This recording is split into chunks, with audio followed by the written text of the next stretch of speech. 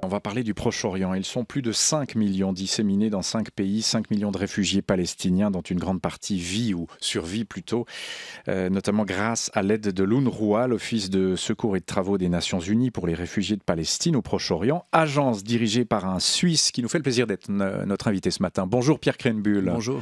Vous êtes à Lausanne de passage en Suisse parce que vous êtes basé à la fois à Amman en Jordanie et à Jérusalem. Ancien directeur des opérations du CICR, Pierre Krenbuhl. Vous êtes en poste à l'UNRWA depuis 2013, nommé à l'époque par l'ancien secrétaire général de l'ONU, Ban Ki-moon.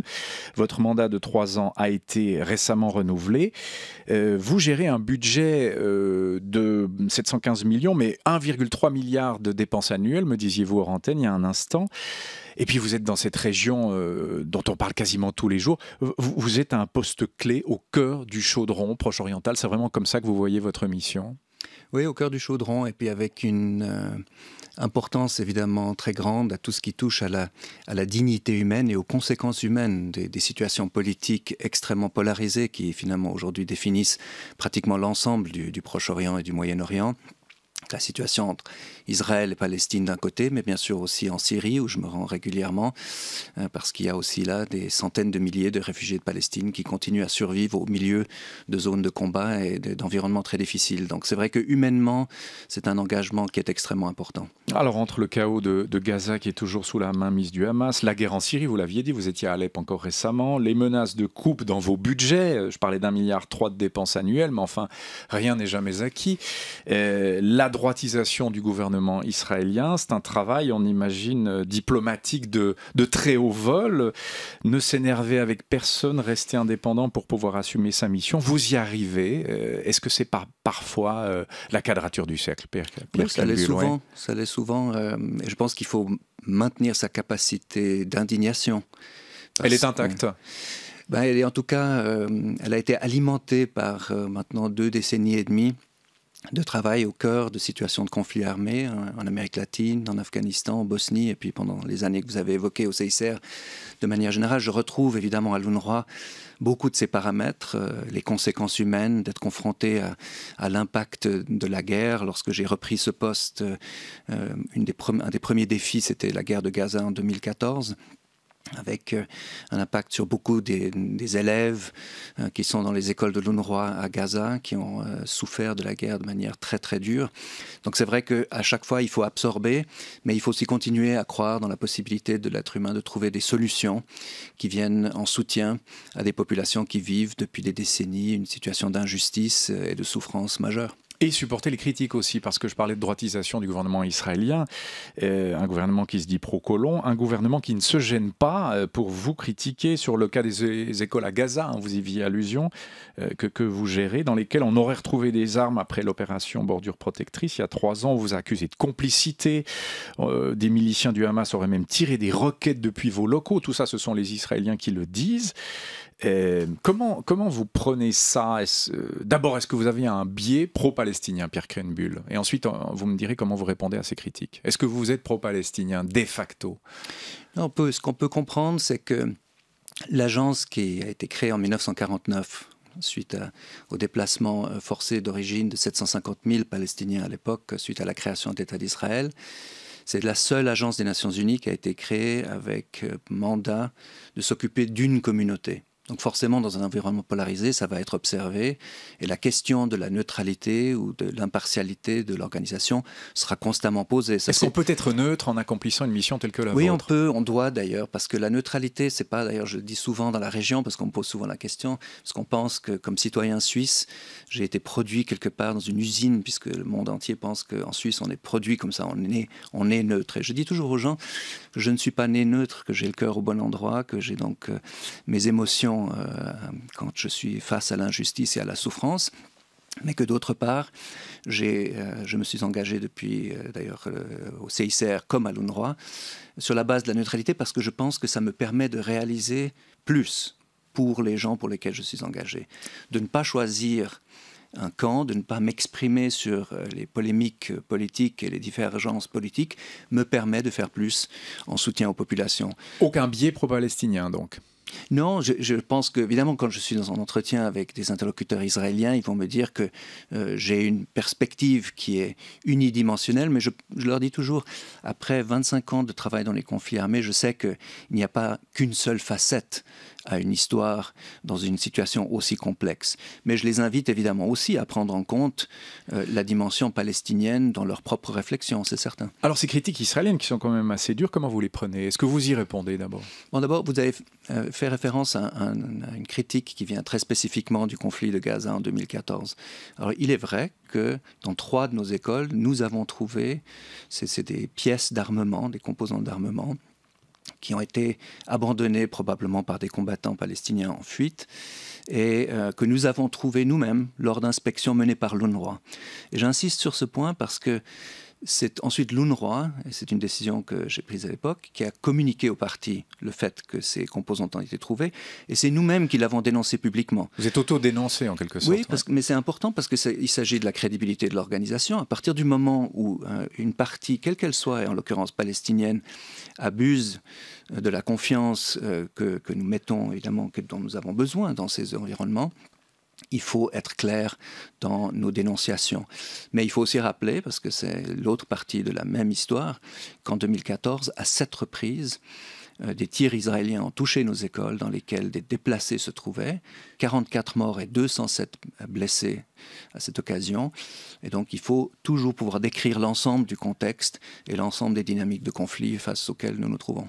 On vous a accusé aussi de faire du prosélytisme anti-israélien dans les cours des écoles dont vous vous occupez. Là aussi, qu'est-ce qu'il faut répondre? Est-ce qu'il faut répondre d'abord à ce genre de choses? Oui, il faut répondre parce que quand on pose des questions, quand il y a des critiques, il faut avoir sa position là-dessus. Vous savez, nous avons, pour l'UNRWA est la seule institution qui a dans son curriculum, dans ce que nous enseignons dans nos écoles, une composante droits de l'homme, tolérance. Et je pense que si, j'invite toujours, et d'ailleurs nous avons eu à de nombreuses reprises des visiteurs internationaux dans les écoles, quand ils s'entretiennent avec les élèves dans les écoles de l'UNRWA, ils sont souvent extrêmement inspirés d'abord et intéressés de voir la finesse de l'analyse, l'intelligence du propos, alors que ce sont des jeunes qui vivent et grandissent, alors pour ceux qui vivent en Cisjordanie à Gaza, sous occupation depuis très très longtemps. Je pense qu'il y a beaucoup de nuances. Bien sûr qu'il y a aussi des propos parfois qui sont inacceptables, mais ça c'est des points dont on s'occupe activement il faut continuer à s'investir, mais il faut avoir des positions là-dessus, c'est clair. Et la responsabilité des Palestiniennes aussi dans ce cas où on sait que le Hamas gère Gaza, l'autorité palestinienne la Cisjordanie, que ce sont des frères ennemis.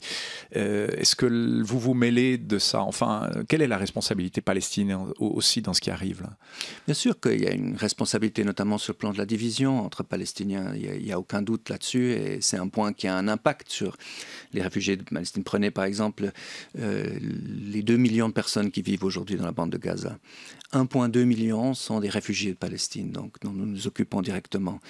Et c'est sûr que c'est des gens, par exemple la jeunesse palestinienne qui grandit à Gaza. Nous avons 260 000 élèves dans nos écoles à Gaza. Plus de 90% n'ont jamais de leur vie quitté la bande de Gaza.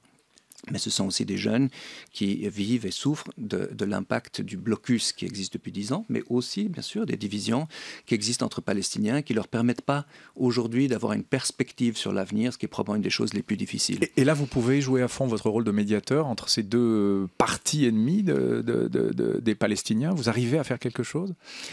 Nous n'avons peut-être pas un rôle de médiateur parce que la dimension politique ne fait pas partie du mandat qui nous a été donné. Mais c'est sûr que nous travaillons avec tout le monde, notamment sur le plan de la sécurité des réfugiés de Palestine, leur dignité, leur approvisionnement, la reconstruction de Gaza. Il faut avoir des contacts avec tout le monde.